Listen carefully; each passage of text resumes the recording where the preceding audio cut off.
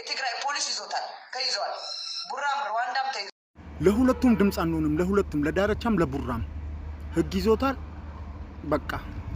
ከፈለገ በይቅርታ አልቀቃቸው ከፈለገ ይሰራቸው አንድ ሰው ድምጽ ሆናለሁ ብትል እኔ ነኝ ባላችሁበት መጥቼ እንትን እምላችሁ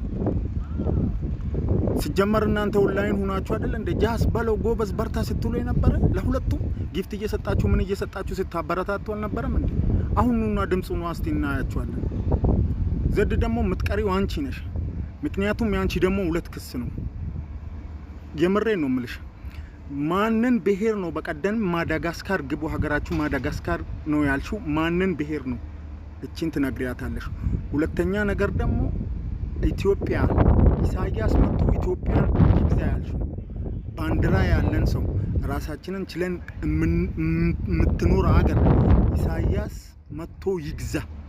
የራሳችን መንግስት ይያለን ኢሳያስ መጥቶ ይግዛ ያልሽባትንም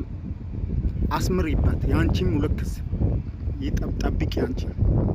እኛ ቁጭ ብለን ከዳር የምንመለከት ነን እኛ ገብቶሻል ማንንም ቲፎዞ ማንንም እንትን የሚነዳን ሰዎች አይደለንም